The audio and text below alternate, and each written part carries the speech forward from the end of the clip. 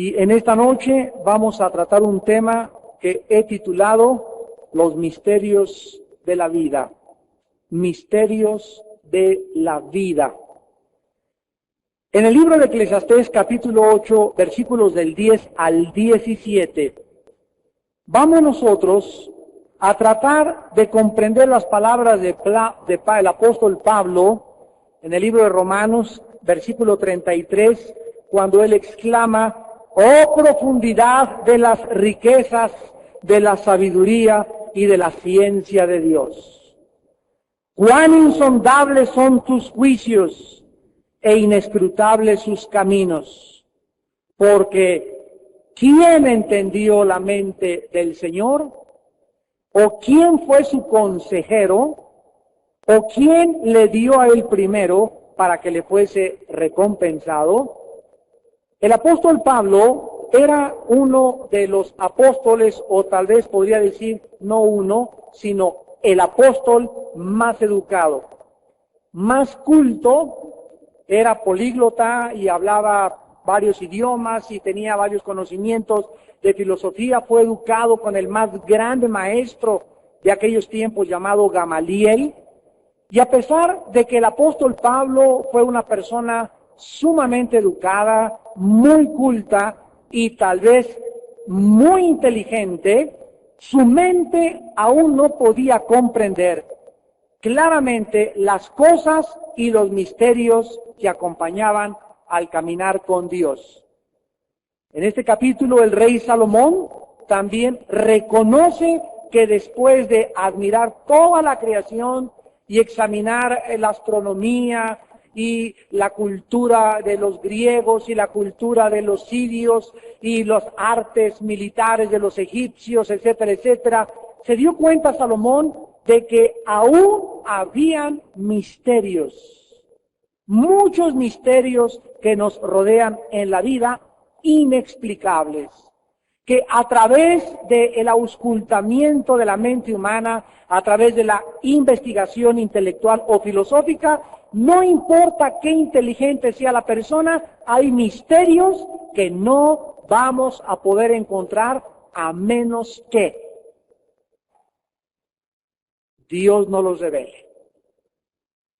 Cuando Pablo dice en Romanos 11:33, oh profundidad de las riquezas de la sabiduría y del conocimiento de Dios, cuán insondables son sus caminos e inescrutables sus juicios, Pablo está expresando ni más ni menos la emoción expresada en esta hilaridad de manifestaciones y producción de palabras diciendo: Dios mío, qué grande eres.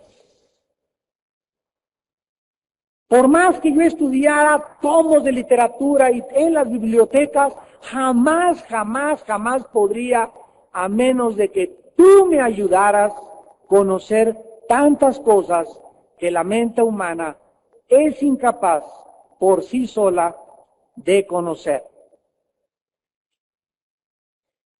Salomón sabía, al igual que Pablo y todos los hombres que han caminado y mujeres con Dios, que Dios es un Dios infinito y nosotros somos mentes finitas. Los pensamientos de Dios, por consecuencia, tienen que ser mucho, pero bueno, ni siquiera hay un punto de referencia para comparar, pero billones, trillonésimos más grandes que los pensamientos que albergamos nosotros. La capacidad de juicio que tenemos nosotros para juzgar y para poder decir esto es bueno o esto es malo, a los ojos de Dios estamos reprobados todos. Porque el pecado, de acuerdo a la Biblia, no nos permite a los seres humanos verdaderamente diferenciar entre el bien y entre el mal. Ya existen personas, como tú las ves en la televisión, que dicen no hay ningún problema por ser homosexual o por tener señoritas menores de edad conmigo trabajando o por hacer esto, son costumbres, ¿verdad? Esta es la forma que cada quien piensa de la vida y la forma como cada quien ve las costumbres o la cultura, y no puede el ser humano por sí mismo poder decir esa persona está bien o esta persona está mal, porque aquellos que tú juzgas que están mal te dicen que tú eres el que estás mal y que ellos son los que están bien. Gracias a Dios que tenemos la Biblia. Gracias a Dios que sí hay un parámetro. Gracias a Dios que sí hay un punto de referencia, damas y caballeros santos de Dios. Porque si no fuera de esta manera, repito, el ser humano continuaría vagando en los misterios que la vida nos ofrece. Antes de entrar a nuestro estudio en esta noche, vamos a tratar de investigar y de reconocer algunos misterios que existen a nuestro alrededor. En las novelas policíacas, frecuentemente encontramos la palabra el misterio de la bruja, o el misterio del callejón del sapo, o misterios, etcétera, dándonos a entender las novelas con esto, que estos misterios no se han resuelto en tal o cual caso policíaco. Este misterio es usualmente llevado a la luz o resuelto a través de investigaciones criminológicas o análisis humanos. Por ejemplo, si ustedes eran adictos, ¿verdad?, a las novelas de Sherlock Holmes, ahí me encantaban cuando era joven leer a Sherlock Holmes, y me encantaba la forma en la que él deducía y llegaba a desenredar un supuesto misterio de una cobra que aparentemente entró y mordió a una persona. Sherlock Holmes volvía a desenredar el misterio y a través de sus análisis y de su perspicacia y sus deducciones criminológicas podía concluir que no fue una cobra la que murió, sino que alguien le inyectó veneno, haciéndola parecer como la que persona había muerto envenenada de la mordedura de una serpiente. Y en fin, nosotros vemos que estos misterios son explicados a través de un análisis de huellas digitales, a través ahora del DNA, se puede saber con un pelo que una persona haya dejado en la escena del crimen, poder saber perfectamente bien quién es el culpable a través de la investigación genética que está contenida en el pelo de la cabeza de cualquier ser humano. Pero hay otros misterios que no van a ser podidos explicar por ningún análisis, ni por ninguna razón, ni por ninguna persona humana, porque esta clase de misterios solo pueden ser resueltos a través de la ayuda de Dios. Esta clase de misterios se describen en la Biblia cuando son resueltos como una revelación que viene de Dios, el cual ilumina ciertas mentes de algunos escritores de la Biblia, y a través de estos escritores o profetas de la Biblia, Dios nos corre las cortinas y nos muestra o nos da la solución de lo que permanece velado a la mente humana. Veamos algunos ejemplos. El primero en el libro de Daniel, capítulo 2. Daniel, capítulo 2. El rey Nabucodonosor. Estamos en el año 2500 aproximadamente, 80 y tantos, 2586 más o menos antes de Cristo. Hay un rey, el más poderoso, la historia confirma su veracidad e historicidad, llamado Nabucodonosor, hijo de Nabopolassar, rey de Babilonia. Y este rey tiene un sueño. Y en su sueño es una estatua grandísima con una cabeza de oro, pechos y brazos de plata, vientre de bronce, pierna de hierro y los pies mezclados con hierro y con barro, en el capítulo 2. Entonces este rey manda traer a todos los adivinos, astrólogos, mandó buscar a todos los brujos de Ecatepec, a todos los brujos de el Teposteco, a Jim Dixon, buscaron a Nostradamus, buscaron a todas las personas habidas y por haber en esa época para que alguna le revelara el misterio de esa estatua que tenía al rey Nabucodonosor totalmente inquieto e intranquilo. Y después de que vinieron todos los astrólogos y los magos y los adivinos y los que leían la bola de cristal, etcétera, etcétera, ninguno pudo resolver este misterio. Y en el versículo 27 y 28, Daniel le responde al rey y le dice: el misterio que el rey demanda, ni sabios, ni astrólogos, ni magos, ni adivinos lo pueden revelar al Rey. Pero hay un Dios en los cielos, el cual, ¿qué cosa? Subráyenlo en sus Biblias, revela los misterios. Hay un Dios en el cielo que Él es el único que puede revelar. La palabra revelar significa manifestar, significa correr el velo, descorrer las cortinas y mostrarnos lo que se encuentra detrás de lo que está velado, oculto, misterioso a la mente del ser humano. Miren otro ejemplo. El ser humano, por este velo, no puede saber el ser humano por sí mismo, ni a través de la paleontología, ni a través de la arqueología, ni a través de los 97 métodos científicos. El ser humano no puede saber, concluir, escribir, describir el origen del universo. No puede, ni ha podido, ni podrá. Entonces, como el ser humano tiene este velo, que no puede por sí mismo, por sus análisis e investigaciones, descubrir cuándo se originó el ser humano, de dónde venimos, quiénes somos y a dónde nos dirigimos, el ser humano inventa teorías, inventa novelas, inventa filosofías. Y dice que después de una explosión, pues puede ser que sí, se hizo esto y se formó la Tierra, etcétera, etcétera. Y después vino una esperma, un protozoario, y después ya hay un pez, y del pez brincó un anfibio, los anfibios a los invertebrados, pues a los vertebrados. Y finalmente, después de un proceso evolucionario de millones de años, sin saber ni siquiera lo que está diciendo, ni siquiera tener una base científica para esto más que puras especulaciones, concluye que venimos de Chita. Somos el resultado de una evolución, de una selección natural. ¿Por qué? Vuelvo a repetir, porque cuando el ser humano no puede penetrar este velo con el cual todos nacimos, dice en Isaías que un velo envuelve a las naciones enteras. Y este velo, cuando nos convirtamos, Cristo es el que nos lo revela. Hasta que no nos convirtamos a Cristo, el velo permanece en tu mente. Hasta que yo me convertí, el velo comenzó a ser descubierto.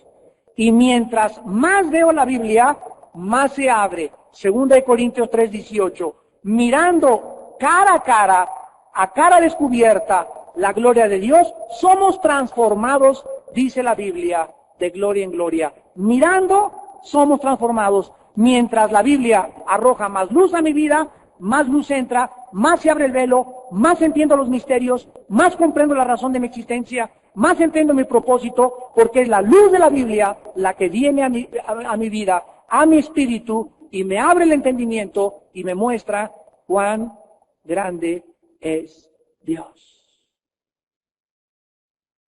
Y hay algo que acompaña, hay una actitud que acompaña a todos los hombres y mujeres de Dios, a todos los cristianos, al tener revelación, más revelación, más revelación. Mientras más se abre el velo, mientras más nos permite Dios asomarnos al más allá, a lo que está oculto a las mentes normales, esa persona cada día se siente más pequeña y cada día engrandece y alaba y glorifica más a Dios. Y esto ocurre al contrario con las personas no cristianas. Las personas no cristianas, mientras más leen a Sherlock Holmes, y mientras más leen a Shakespeare, y mientras más leen a los gurús, y mientras leen a Octavio Paz, y a Oscar Wilde, y a todos los literatos, y mientras más conocen de ciencia, más se inflan. Y más se inflan, y más se inflan, y como guajolotes se convierten en hombres y mujeres soberbias, que porque conocen, así comparado con el conocimiento de Dios, conocen así de historia y geografía y de todo, pero es una persona culta, y les dan el título de sabios inclusive. Y ellos mismos no saben que lo que saben no lo saben como lo deberían de saber. Un gran filósofo dijo, yo solo sé que no sé nada. Es de los pocos hombres que a través de la razón descubrieron o intuyeron filosóficamente lo que la Biblia dice en el Nuevo Testamento. Que lo que sabemos no lo sabemos como lo deberíamos de saber. Entonces, estos misterios, ¿verdad? Encontramos otro en Mateo 13. En Mateo 13, Cristo comienza a hablar a la gente. Había un sembrador que comenzó a sembrar la semilla. Y una parte de la semilla cayó a la orilla del camino, otra cayó sobre las piedras, otra cayó sobre espinos, otra cayó en buena tierra. Y pues todos estaban así, ¿no? Bueno, ¿y qué cosa? Y detrás de esta parábola, detrás de esta historia, le podríamos llamar, detrás de esta narración del más grande de todos los maestros que ha pisado este mundo, el hombre que bajó del cielo con toda la revelación de Dios en su vida para entregárnoslas a nosotros, detrás de él estaban todas estas personas y no sabían qué quería decir eso de que un sembrador sembró y que el que echa las redes y el reino de los cielos, y Cristo le llamó parábola. Y entonces se acercaron y le dijeron, ¿por qué siempre hablas en parábolas? O sea, ¿por qué hablas en misterios? Porque hicieran lo que hicieran, ni los fariseos ni los escribas podían entender qué se encontraba detrás de en la Biblia. Y Cristo se voltea a los discípulos y les dice en Mateo 13, a ellos les está velado, pero a ustedes que me siguen les es dado el conocer los misterios del reino de Dios. Gloria a su nombre, Aruha Hashem. Bendito Dios. A nosotros los que seguimos a Jesús nos es dado, no porque seamos inteligentes, no por causa de nuestras investigaciones geológicas, paleontológicas o psicológicas, sino simplemente porque reconocemos que necesitamos que Dios sea el que nos corra el velo, porque somos tontos, somos brutos, somos demasiado tercos, demasiado soberbios, y hasta que no reconozcamos que por nosotros mismos ni hay ningún maestro, tráeme el que quieras en la vida, tráeme al Dalai Lama, tráeme a Sócrates, tráeme al que quieras, a tu más picudo maestro, héroe que tú tengas, a tu gurú, a tu lama, no hay nadie que pueda revelarnos los misterios del universo más que aquel que hizo el universo. Y Jesús dijo que la condición para conocer los misterios era una: hacernos como los niños. Mateo 18. Si ustedes no se convierten como los niños, ustedes no pueden entrar ni pueden ver el reino de Dios. Entonces tenemos que venir así como vienen los niños a la escuela, ¿verdad? Imagínate a Pepito en la escuela. Maestra, ¿y por qué esto? No es cierto. Ahí me dijeron, no, usted está mal, ¿verdad? ¿Así son los niños? No, llegan mansitos como borreguitos. Si el maestro es budista, todo lo que les diga de Buda lo van a creer. Si el maestro es marxista, los adiestran, los hacen comunistas. Si son palestinos, los enseñan a la milicia y los enseñan a matar y a entrenar. Los niños los moldeas y los haces de acuerdo a las ideas que tú tengas en tu pensamiento, y tú les transmites a los niños cualquier forma de pensar y ellos la reciben porque sus mentes están abiertas y receptivas. No están programados. No nacieron programados. Nosotros los programamos. Entonces, si yo vengo a Dios y quiero conocer las cosas de Dios, no puedo llegar con esa actitud. ¿Y qué? A ver, ¿y por qué esto? ¿Y por qué el otro? ¿Y por qué los temblores? ¿Y por qué matas? Yo no puedo dar con esa actitud de soberbia, de creer y demandar, o sea, demandarle a Dios, contéstame y dime, contesta mis preguntas. Con esta actitud Dios no me puede enseñar porque necesito ser manso. Necesito estar abierto. Necesito llegar y decirle, Señor, no sé nada, Padre. Todos mis rollos, todo eso, ¿verdad? Lo entierro y me desprogramo y vengo como un niño. Comiénzame a programar. Entonces te conviertes a Cristo y eres doctor en filosofía y letras. Tienes un doctorado en divinidades y tienes un premio Nobel. Tienes que llegar como un niño porque nada de lo que tú tienes te sirve en el reino de Dios. Y si tú insistes en otra actitud, Dios va a tener que quebrantarte. nos aplasta Dios, nos hace como gusanos hasta que reconozcamos los misterios del reino de Dios. Vamos a Eclesiastés y veamos los 3 misterios en el versículo 10 al 17. 10 misterios simples, sencillos, no es el del triángulo de las Bermudas, ni tampoco, ¿verdad?, el triángulo de las pirámides de Egipto, y quién cargó esas piedras, y los círculos en Inglaterra de los ovnis, etcétera, etcétera. No, ¿verdad? Son cosas sencillas en las que el mundo no entiende, pero sin embargo Dios nos hace concentrarnos siempre en lo simple para avergonzar a los sabios. Y dice la Biblia en el versículo 16 al 17, no vamos a llevar el orden cronológico, nos vamos a estar brincando los versículos, Eclesiastés 8, 16 y 17. Yo pues, dice Salomón, él está hablando, dediqué mi corazón a conocer sabiduría y a ver la faena, o sea, todo en lo que los hombres obraban y trabajaban que se hace sobre la tierra, porque hay quien ni de noche ni de día ve sueño en sus ojos. Y he visto todas las obras de Dios que el hombre no puede alcanzar la obra que debajo del sol se hace. Salomón llegó y concluyó, no hay ningún ser humano que ni siquiera pueda imaginarse todo lo que Dios está haciendo todos los días, simplemente con un amanecer, simplemente con una noche estrellada, todo lo que pasa y todo lo que se encuentra detrás, el hombre no podrá jamás por sí mismo alcanzar todo lo que Dios ha hecho en el universo. Y dice el versículo 17, por mucho que trabaje el hombre buscándola, no la hallará. Aunque diga el sabio que la conoce, no por eso podrá alcanzarla. Muy bien. Nuestra respuesta a los misterios de Dios va a ser doble en esta noche. La primera es que debemos entender que los misterios de la vida desafían cualquier explicación humana. Los misterios de la vida, los misterios que Dios ha designado para que sean ocultos. La palabra misterio, aclarémoslo, significa oculto. Algo que no ha sido revelado o manifestado. Algo que no está en la luz. Algo que está escondido. Eso es un misterio. Dice Deuteronomio 29:29, las cosas secretas pertenecen a Dios. Los misterios pertenecen a Dios. Todo lo que está oculto pertenece a Dios. El origen del hombre, la identidad del hombre, el futuro del hombre, nadie lo va a saber a través de ningún otro medio más que a través de la Biblia.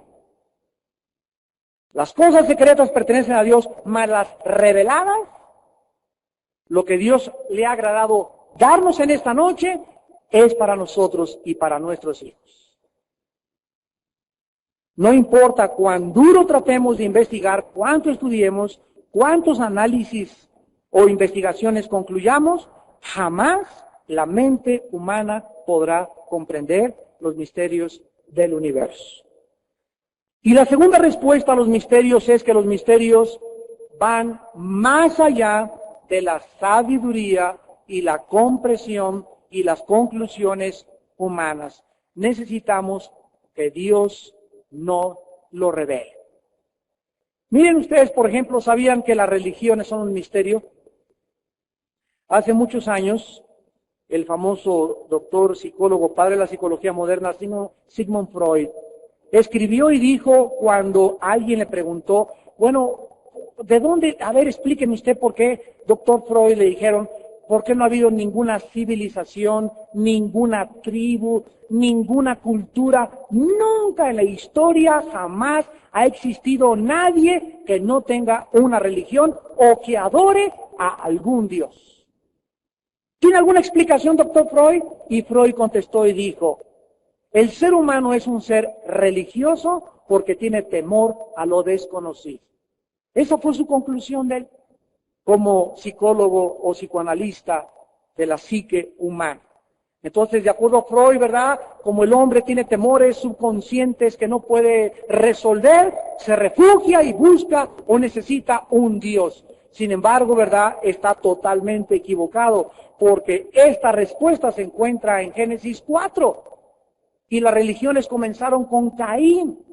No comenzaron con el temor del hombre ante lo desconocido, sino cuando el hombre se rebeló de Dios y el hombre quiso escoger servir a Dios a su manera, ahí nacieron todas las religiones. El cristianismo no es una religión, el cristianismo es una relación, el cristianismo es una persona, no es un sistema de dogmas, de reglas de oro, como Confucio, como Buda, no es una iglesia, no es una organización, es un organismo. El cristianismo es una persona y se llama Jesús. Entonces tú puedes tener una religión sin tener a esa persona que es Jesús. Dice 1 Juan 5 del 10 al 12, el que tiene al Hijo, no dice el que tiene una religión o el que asiste a una religión, sino el que tiene a la persona de Yeshua, el que tiene a Jesucristo, tiene la vida eterna. Tú puedes ser católico, bautizado, remojado, arrastrado, puedes ser protestante, puedes ser bautista. Mi tío fue pastor, mi papá es pastor, mi abuelo fue obispo, soy sobrino del Papa. Di misa si quieres. Nada te sirve. Jesús dijo que tú te necesitabas a Él. No la foto del Papa, no la bendición del obispo, no el ser un protestante, no el ser presbiteriano. Todos esos son títulos y nombres. Tú necesitas a Él, a Cristo. Y cuando tú tienes a Cristo, comienzas a conocer los misterios de Dios. Miren 1 Corintios capítulo 2 en el Nuevo Testamento, 1 Corintios 2. Del 10 en adelante, 1 Corintios 2, 10. Pero Dios nos las reveló a nosotros por el Espíritu. Todas las cosas que el hombre no puede, a través de sus investigaciones, insisto, a través de sus análisis, a través de sus experimentos, todo lo que el hombre no puede lograr por el límite y la frontera que Dios ha delineado, todo aquello donde el hombre choca. Otro ejemplo es Nietzsche, el filósofo que influyó a Hitler, Friedrich Nietzsche. Escribió un libro, así hablaba Zaratustra, y Nietzsche concluyó, Dios está muerto. Entonces, todo aquello que Nietzsche, todo aquello que Hitler, todo aquello que Jean-Paul Sartre, todo aquello que Ingersoll, todo aquello que los grandes ateos no han podido comprender, es porque se estrellaron ante la pared del límite del intelecto humano. Y como no encuentran explicación, como decía Jean-Paul Sartre, el hombre es un ser que vive en la desesperación. Y de ahí viene la filosofía existencialista, y por eso se le llama a Sartre en los 60 el ateo más grande del siglo pasado después de Nietzsche, el padre de los filósofos de la desesperación. Porque no llegas más que a esa conclusión, te desesperas. Porque ese muro, esa frontera, eso solamente puede ser quitado por el patrón allá arriba en el cielo. Dice la Biblia que Dios nos la reveló por el Espíritu. Entonces, ¿tú quieres saber más allá y comprender lo que Nietzsche no comprendió? ¿Quieres tener explicaciones de por qué hay tormentas, por qué hay maldad, por qué hay un diablo, por qué hay un bien, por qué hay un mal? Por tus propias investigaciones, nunca lo vas a encontrar. Y como no has encontrado respuesta, ¿qué pasa? Te amargas. El 98% de los ateos son seres amargados, son seres que algún día en su vida enfrentaron esta incógnita, se hicieron preguntas y no hubo respuestas. Y como no hubo respuestas, ellos creyeron que estaban bien. Y creyeron que sus conclusiones filosóficas eran aceptables sin darse cuenta que al mismo tiempo que rechazaban a Dios y un origen que trascendiera el ser humano, y es lógico que nosotros somos limitados y que si hay un Dios, tiene que trascender nuestra capacidad, esa es la lógica elemental, pero ellos como no pudieron aceptar esta realidad, se amacharon en sus pensamientos, su corazón fue entenebrecido y profesando ser sabios, se convirtieron en necios. Es el Espíritu de Dios el que tiene que entrar a mi vida y correrme el velo de mi mente. 2 Corintios capítulo 3, hasta que se conviertan, el velo les es quitado. Y dice el versículo 11, porque ¿quién de los hombres sabe las cosas del hombre? ¿Quién? ¿Qué hombre puede saber o conocerse a sí mismo? ¿Quién? Y dice la Biblia la respuesta, el espíritu del hombre que está en él. Tú tienes un cuerpo y dentro de tu cuerpo te miras en el espejo, la Biblia dice que hay un alma y hay un espíritu. Si yo quiero conocerme y miro solamente a mi mente, como trató de hacer los Freud y como los psicólogos y psiquiatras tratan de hacer desesperadamente, por eso el 65% de los psiquiatras en el mundo les dicen locos como chivos. Están más locos que un chivo, de veras.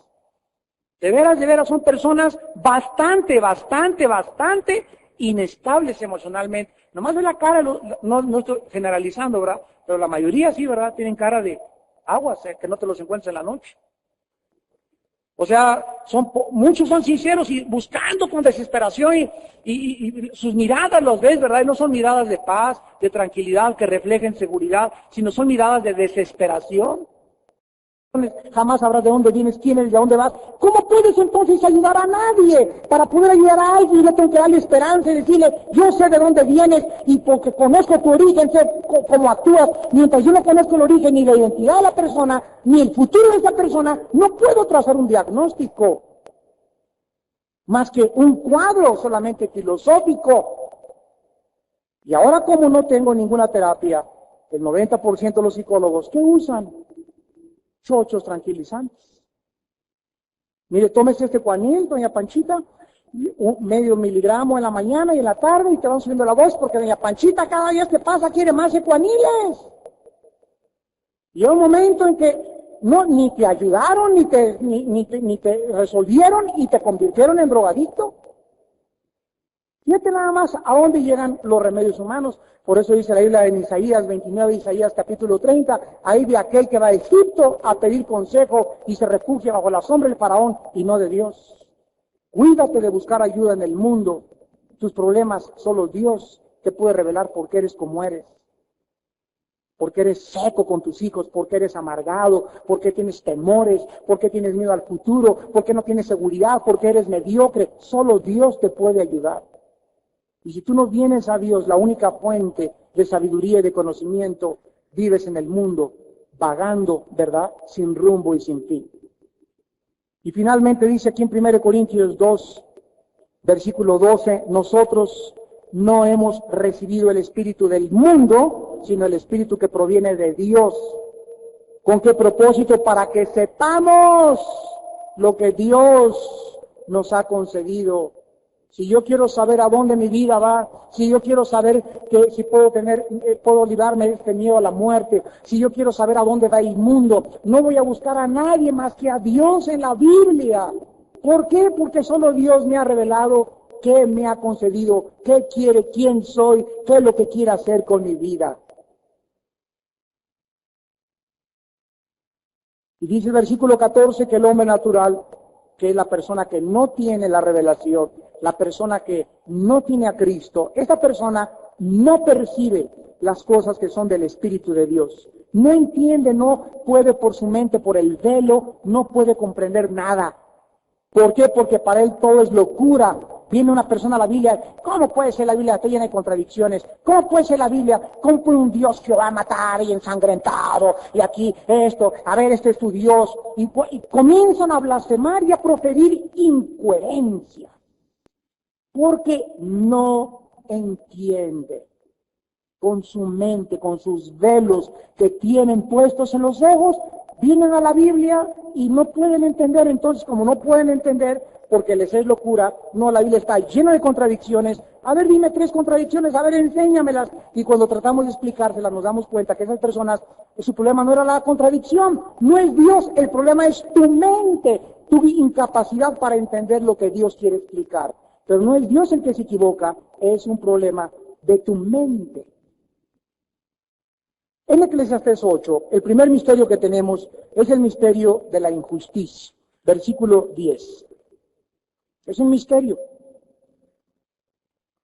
Dice, asimismo he visto, versículo 10, Eclesiastés 8, a los malos o a los inicuos sepultados con honra. Y se mueren chapilulos, el pitirijas, cuijas, tijas, y el narcotraficante más grande, y nadie sabía lo que era, y ese tipo era lo peor, tuvo 15 y cuantas amantes y mató a 3 esposas, pero hizo una estatua y dio tanto dinero y construyó asilos de ancianos, y ahí van en la carroza, miles de personas ahí detrás del artista o del deportista o del político, lo sepultan con honra y con cañonazos, etcétera, etcétera, y detrás de toda esta escena, el alma de esa persona va camino al infierno. He visto cómo dice Salomón, a los malos se les sepulta con honra, mas los que frecuentaban el lugar santo fueron puestos en olvido en la ciudad donde habían actuado con rectitud. Esto también es vanidad. Hay una película que les quiero recomendar, yo casi no voy al cine, pero voy de vez en cuando, y me gustan películas como Ben-Hur, El Gladiador, ¿verdad? Pero les recomiendo esta película que está ahorita que se llama El Patriota. Váyanla a ver. Muy, muy buena película, que revela la invasión de los ingleses en los años en que la independencia de los Estados Unidos se estaba llevando a cabo. Pero son películas que te revelan el espíritu de la gente y el fundamento en el cual Estados Unidos de Norteamérica fue construido, sobre la palabra de Dios. Y el heroísmo y el valor de hombres que entregaron sus vidas, perdieron su familia, perdieron sus hijos, perdieron todo, con tal de que ellos pudieran realmente ver a su nación libre. Son películas edificantes que no tienen ni groserías, ni escenas sexuales, como muchas que Hollywood debería seguir haciendo. Y esto es lo que vemos por todos lados, ¿verdad? Como a los malos, y esto se describe una escena muy familiar. Mucha de la gente mala asiste frecuentemente a las iglesias. Fíjense ustedes lo que les voy a decir. No para adorar a Dios, sino para tener un grado de respetabilidad en la sociedad.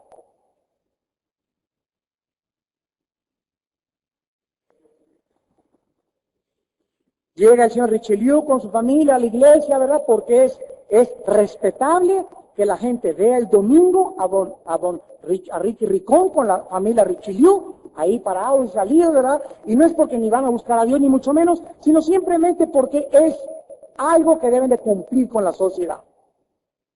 Hay otras empresas multimillonarias que, porque es respetable y es buen visto ante la sociedad, dan ofrendas y grandes cantidades destinadas a obras de caridad, porque es respetable que la empresa fulana de tal haya hecho una donación de $500,000 a esta causa de beneficencia pública. Es respetable. Y cuando mueren son sepultados gracias a don Ricky Ricón, todo lo que hizo, y los conventos que construyó, y los seminarios que hizo, y los asilos que hizo, y aunque realmente en su vida eran unos malvados. Veamos un ejemplo en Lucas 16.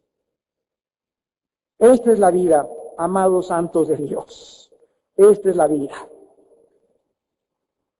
Gracias a Dios que Él es el que conoce los corazones, y al final, a los que nosotros honramos y consideramos respetables, muchos eran nidos de víboras en su alma.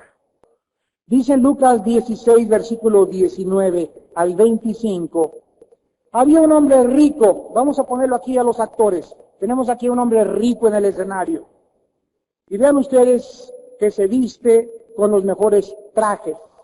En aquel día era el lino fino y la púrpura, que era una de las colorantes más caras que había. Por eso Lidia, la que vendía púrpura en los Hechos, era una mujer que tenía mucho dinero y que abrió su casa para estudios bíblicos y le dio muchas ofrendas a Pablo porque era una mujer casi millonaria. Los que vendían púrpura tenían mucho dinero. Este hombre se vestía nada más de púrpura y lino fino, y cada día en su casa había banquetes. Imagínense la cantidad de amigos que tenía. Todos los días había pollo, caviar, que es un pescado al mojo de ajo, o pollo con mole, etcétera, etcétera, vinos importados, todo. Era un banquete tremendo. Era tanta la lana que tenía esta persona que cada día hacía banquetes, y se agrega con esplendidez, o sea, con muchos lujos. Y miren ustedes el contraste. Al lado derecho tenemos aquí en el escenario a otra persona, un mendigo, que se llama Lázaro. Esta persona aquí al lado derecho, echado estaba a la puerta, fuera de la casa, así echado, y además lleno de llagas. Todo así supurado y feo, así todo su cuerpo. Y dice la Biblia que dentro del alma de este actor que tenemos aquí a la derecha, él en su alma ansiaba, no quería pollo, no quería vinos, no quería tibones, no quería camarones, no quería caviar, quería solamente las migajas. Las migajas. Esperaba que alguna persona se le hiciera la mesa o se cayera una pata de pollo cuando salieran, o alguien se le cayera migajas aquí y él las agarrara como un perrito y se las comiera. Y dice la Biblia que su condición era tan patética y tan lastimera que aún los perros venían y le lamían las llagas. Aquí tenemos a dos actores. Ahora, sin que tengamos la revelación más adelante, imaginen ustedes en esa época, pasando por esa casa, y viendo ese rico, y viendo ese pobre miserable ahí a la puerta, como muchos vemos, ¿qué cuadro podríamos tener de Dios? No, hombre, esa persona que cómo lo ha bendecido Dios, qué bárbaro, ¿no, verdad? Yo quiero entrar a la casa de rico ricón, etcétera, etcétera, y si Dios es justo, pero ¿cómo es posible que hay un contraste tan grande? Aquel le sobreabunda y afuera nadie se puede preocupar en salir y darle, no migajas un pollo, pásale, mijo, este hombre rico, oye, pásale, te voy a regalar de los 50 trajes, te voy a regalar un traje, de mis 25 pares de zapatos te voy a regalar un par de zapatos, pero nadie se compadecía de él. Y aquí, ¿qué es lo que vemos? Injusticia, ¿verdad? Injusticia. ¿Por qué Dios permite estas cosas en la vida? Bueno, vamos a ver que Dios nos corra el velo y asomémonos al mundo espiritual. Versículo 22. Aconteció que murió el mendigo y fue llevado por los ángeles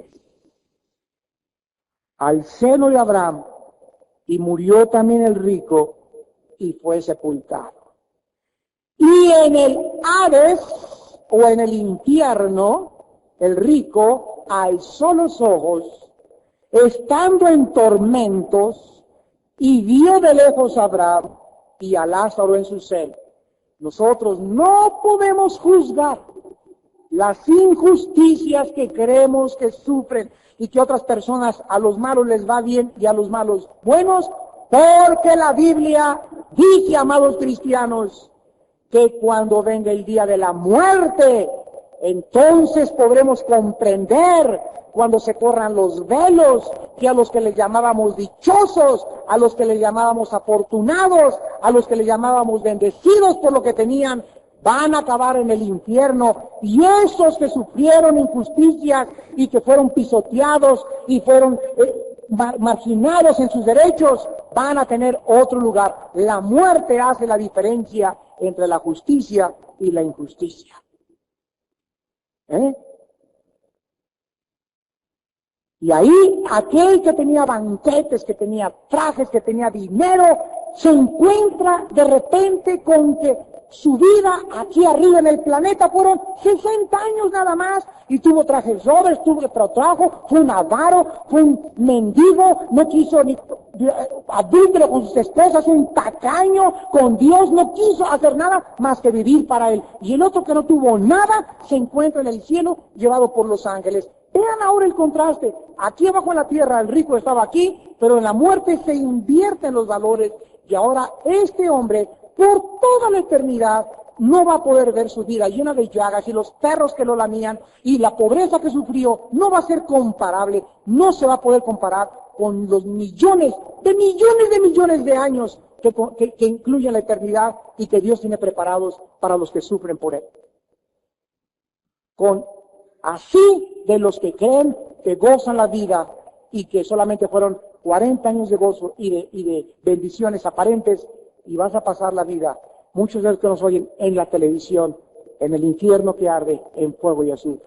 Y sabes una cosa, que aquí no es una parábola, es una historia. Y mira lo que dice Dios en el versículo 23, que las personas que están en el infierno están en tormentos. Y tormento significa sin paz, intranquilos, con una ansiedad llevada al último extremo. Tormento es una palabra que describe una situación intolerable del alma. Y dice el versículo 24 que entonces ahí en el infierno las personas pueden hablar, porque dice que comenzó a gritar: Padre Abraham, ahora sí, ¿verdad? Ahora sí, Padre Abrahamcito, ¿qué Abrahamcito ni qué nada? Ten misericordia de mí, miren lo que decía el rico, y envía ¿a quién?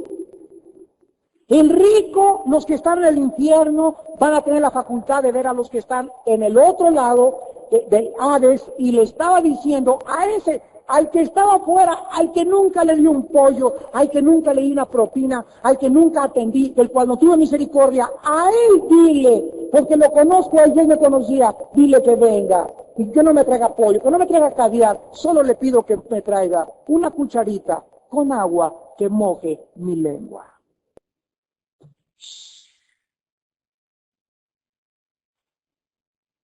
Y refresque mi lengua, porque estoy atormentado en esta llaga. Pero Abraham le dijo: hijo, acuérdate que recibiste tus bienes en tu vida, y Lázaro también, ¿qué? Males, pero ahora,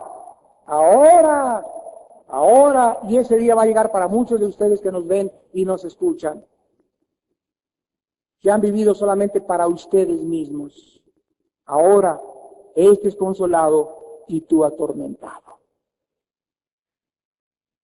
Hermanos, en Jesucristo, el misterio de la injusticia es resuelto cuando venimos a la Biblia, y la Biblia nos revela lo que hay más allá de la muerte. El segundo misterio, en Eclesiastés 8, en el penúltimo versículo 14, es el misterio de las consecuencias injustas.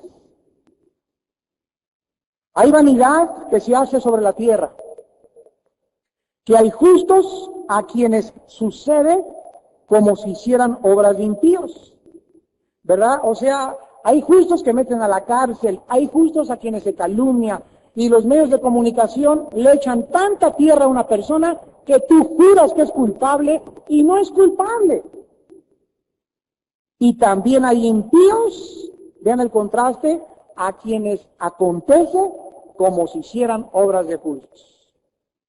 ¿Cuánta gente que debería estar en la cárcel está aquí riéndose desde afuera, viendo a los inocentes en la cárcel y carcajeándose, y aparentemente la Dolce Vita y la buena vida, etcétera, etcétera? Y cuántas gentes están sufriendo en las cárceles, sufriendo en los hospitales por ser buenos, por ser justos, y sin embargo deberían estar libres y los otros deberían estar presos.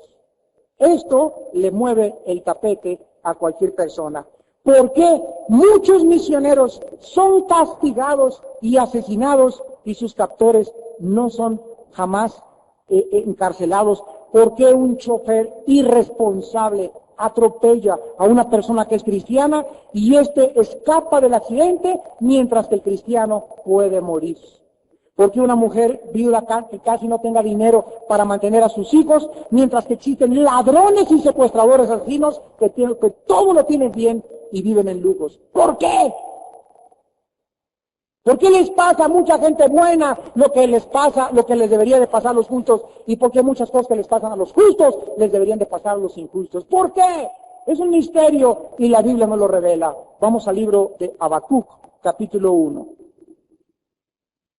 Habacuc no es el nombre de ninguna medicina, es el nombre de un profeta de Dios. Y está difícil encontrarlo en la Biblia, está después de Nahum y antes de Sofonías y bastante lejos de Apocalipsis.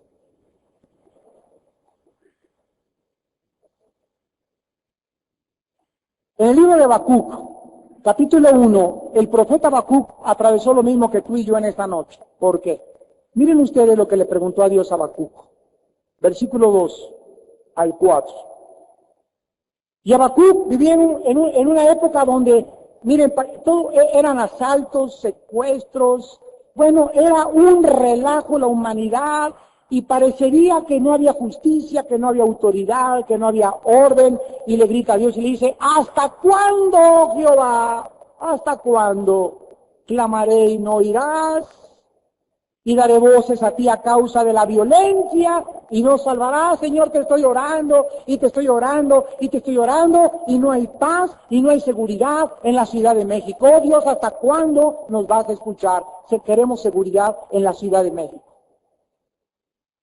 ¿Por qué me haces ver iniquidad y haces que vea molestia? Destrucción y violencia están delante de mí, y pleito y contienda se levantan. Habacuc vivió en medio de una sociedad totalmente violenta e insegura, igual que tú, igual que yo. Dice el versículo 4, por lo cual, o sea, por la maldad, ¿verdad?, por la violencia, la ley es debilitada, igual que en México. Ya no se hace justicia, hay mucha impunidad, no se castiga a los malos, y dice, y el juicio no sale según la verdad, igual que lo que estamos pasando.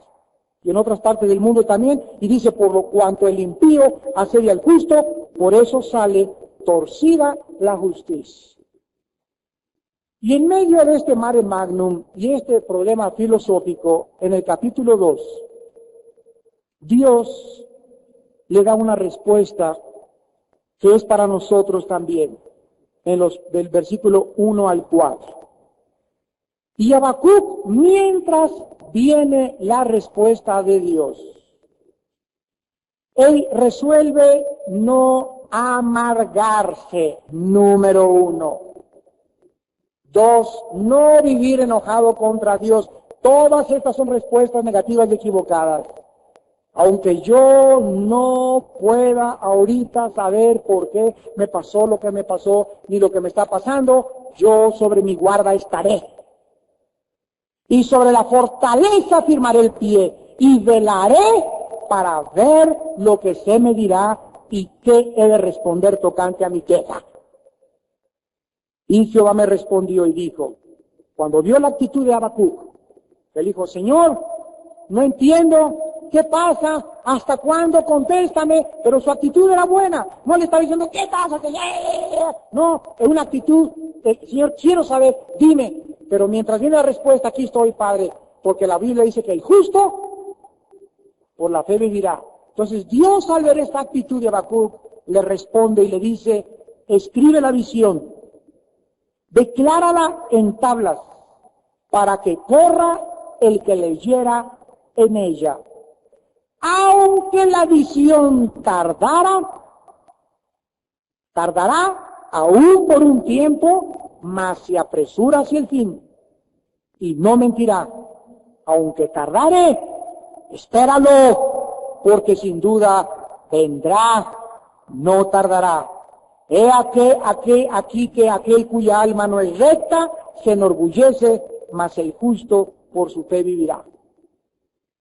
Dios nos dice en esta noche, hijos míos, hijas de Dios, aunque yo no te conteste muchas veces en el tiempo que tú crees o que tú quieres, quiero que tú sigas confiando en mí.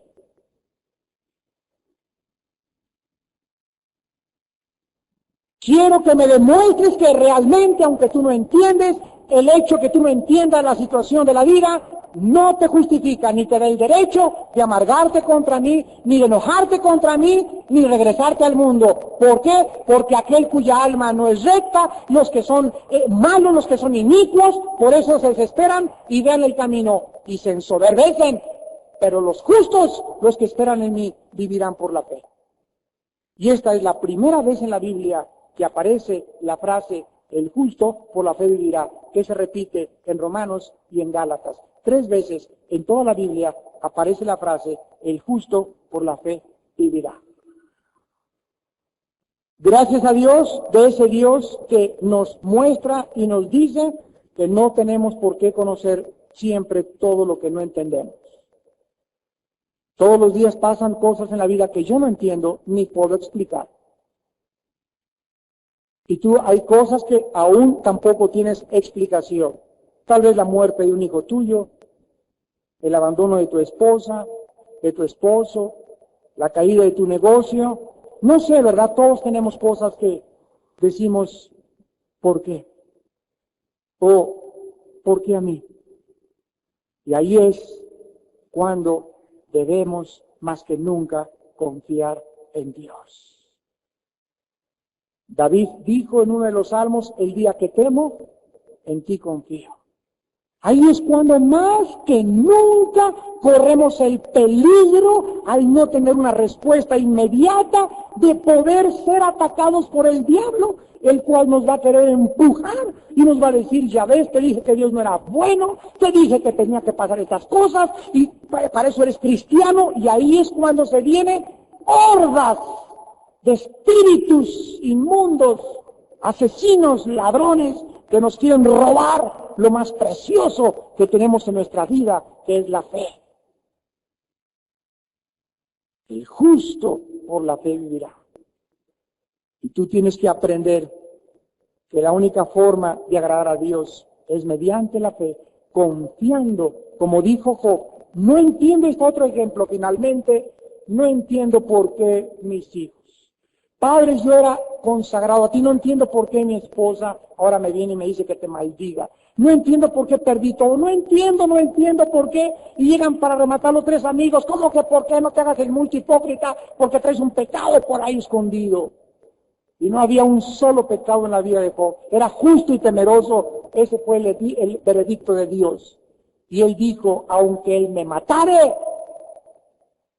seguiré esperando en él. Y saldré más purificado que el oro fino y que el oro de Ofir. Job no entendió y siguió confiando en Dios.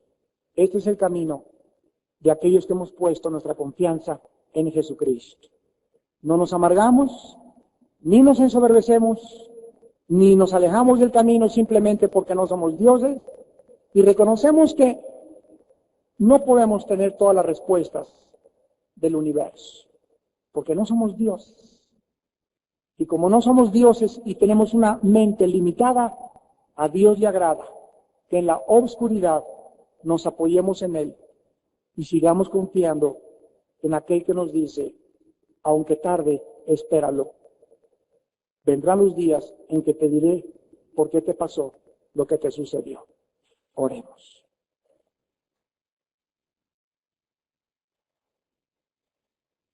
Oh profundidad de las riquezas, de la sabiduría y del conocimiento de Dios. Cuán insondables son sus juicios e inescrutables sus caminos. ¿Quién entendió la mente del Señor? ¿Quién podrá aconsejar a Dios y decirle, ¿qué haces? ¿Quién le puede a él dar algo? ¿O sugerirle que lo que él hace está mal hecho? Las mismas naciones del planeta son como la gota que cae de una cubeta ante sus ojos. Los reyes y poderosos de la tierra son como nada delante de él. A cada una de las estrellas, que son trillones de estrellas, él llama por su nombre. Y los mismos pelos de nuestra cabeza están todos contados. Él es el principio y Él es el final. Él es el alfa y Él es la omega. Él es el que estuvo muerto, mas he aquí que vive por los siglos de los siglos. Y su nombre es Yeshua HaMashiach. Jesús el Salvador, el Mesías de Dios que bajó a morir y a enloquecer la sabiduría de los sabios y avergonzar a los fuertes y morir vilmente crucificado en una cruz como un vulgar criminal. Y Dios nos decía y nos hablaba que esos son sus caminos.